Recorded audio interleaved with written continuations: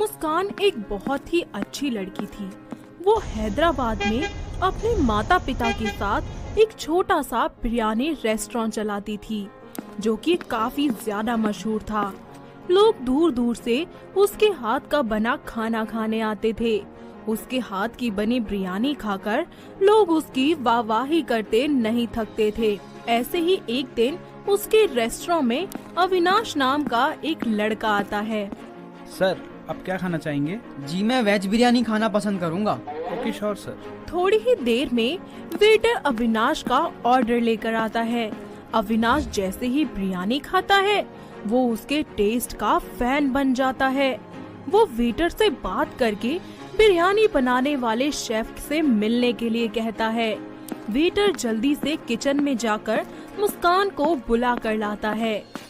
अविनाश जैसे ही उसे देखता है तो बस देखता ही रह जाता है। तभी मुस्कान बोलती है, एक्सक्यूज मी सर, आपने मुझे बुलाया? क्या बात है, बिरयानी में कोई कमी है क्या?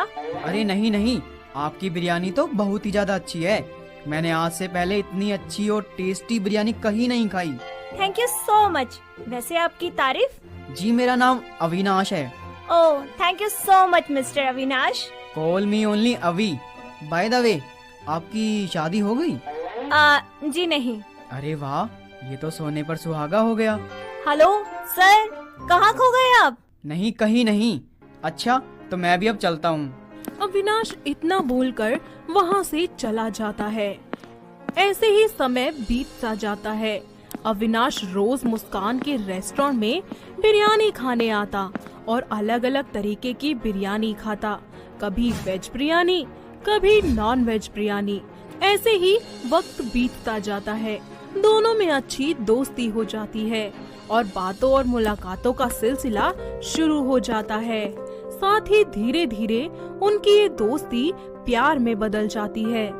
ऐसे ही एक दिन दोनों खाना खाते हुए बात कर रहे होते हैं। अविनाश, हम कब तक ऐसे बॉयफ्रेंड गर्लफ्रेंड बनकर घूमते रहेंगे? क्यों ना हम दोनों शादी कर ले? तुमने तो मेरे मुंह की बात छीन ली। फिर देर किस बात की? जल्दी से बात कर लो ना अपने घर वालों से। क्यों नहीं मेरी जान। दोनों अपने अपने घर में अपने प्यार के बारे में सब बता देते हैं। मुस्कान के माता पिता शादी के लिए मान जाते हैं और उसके प्यार को मंजूरी दे देते हैं। मुस्कान जल्दी से जाकर ये बात अविनाश को बताती है और अगले दिन अविनाश अपनी माँ सुजाता के साथ मुस्कान को देखने के लिए और रिश्ता पक्का करने के लिए उनके घर आता है। सब लोग हॉल में बैठकर बातें कर रहे होते हैं। तभी मुस्कान हाथ में चाय नाश्ता लिए वहाँ पर आती है। अरे आओ आओ, बैठो बेटा। सुना है तुम बड़ा अच्छा खाना बना लेती हो। वैसे खाना ही बनाना आता है या घर भी संभाल लेती हो? जी सभी कामों में कुशल है हमारी बेटी। ये तो वक्त ही बताएगा। तो बिटिया, खाने में क्या क्या बना लेती हो वैसे? जी वेजिटेरियन और नॉन वेज, हर तरीके का खाना बनाना आता है मुझे। क्या कहा? Non veg? हाय, मुझे तो उसकी महक भी पसंद नहीं है। माँ, तो आप मत खाना, आप बस वेज ही खा लेना। हाय, मुझे तो इस लड़की को देख कर ही घिना रही है, पर क्या करूं? अपने बेटे की जिद के आगे अब मैं कुछ कह भी नहीं सकती। अरे बहन जी, कहाँ खो गई आप? अब रिश्ता पक्का करें? हाँ हाँ, कर ही दीजिए। इस तरह सभी घर वाले मिलकर अविनाश और मुस्कान का रिश्ता पक्का कर देते हैं और कुछ ही समय बाद बड़ी ही धूमधाम से उन दोनों की शादी हो जाती है। शादी के कुछ दिन तक तो सब कुछ बहुत ही अच्छा चलता है।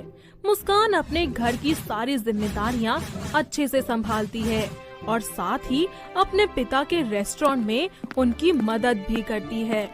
सुजाता को ये बात बिल्कुल भी पसंद नहीं आती और वो आए दिन अपनी बहू को इस बात को लेकर खूब खरी खोटी सुनाती रहती। ऐसे ही एक दिन जब मुस्कान शाम को अपने पिता के रेस्टोरेंट में उनकी मदद करके घर वापस आती है, तब उसकी सास उससे बोलती है, आ गई महारानी अपने पिताजी की मदद करके। जी माँ जी, आ गई और अब जल्दी से घर का खाना भी बना देती हूँ।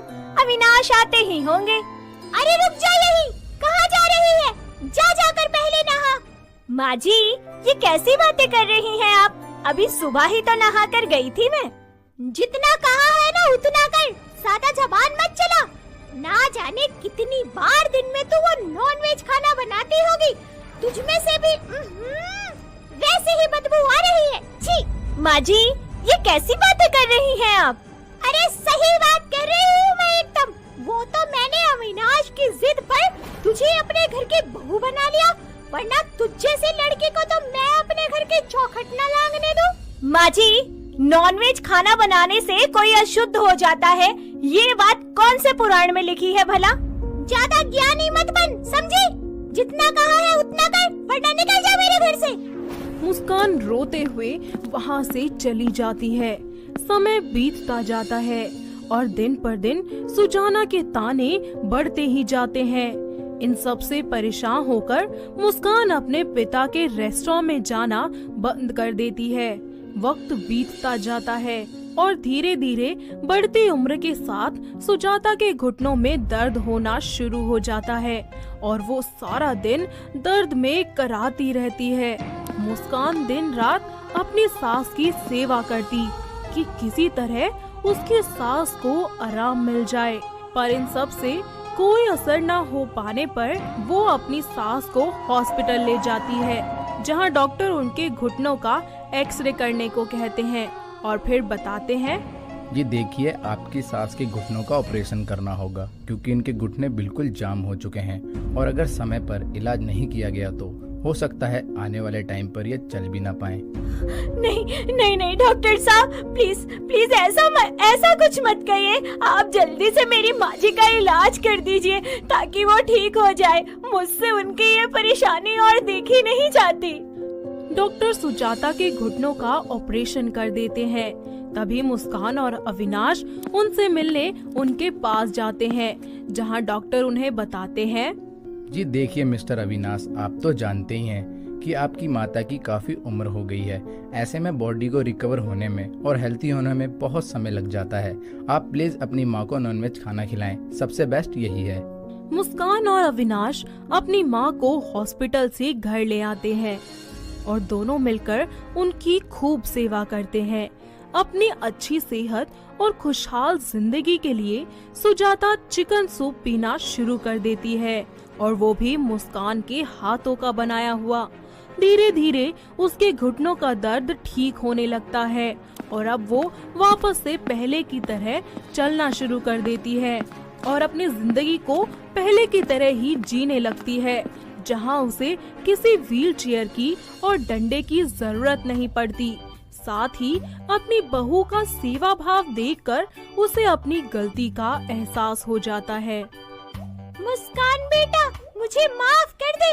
मैं ये समझ ही नहीं पाई कि फर्क खाने का नहीं, फर्क सिर्फ हमारी सोच का है। अरे माँ जी, माफी मत मांगिए। मैं तो आपसे कभी नाराज ही नहीं थी, बल्कि मैं तो बहुत खुश हूँ कि आप वापस से पहले जैसी हो गई।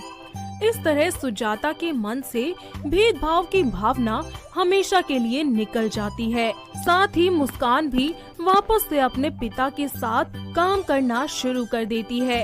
वो दिन दोगुनी और रात चौगुनी तरक्की करती है। साथ ही सुजाता भी अब तरह तरह की वेज और नॉन वेज डिशेस बनाने में अपनी बहू की मदद करती है। तो दोस्तों, कैसी लगी आपको हमारी ये बिरयानी वाली बहू? क्या आपके घर के आसपास भी है कोई ऐसी बहू जो इसी तरीके की टेस्टी बिरयानी बनाती हो? अगर हाँ, तो हमें कमेंट करके जरूर बताएं।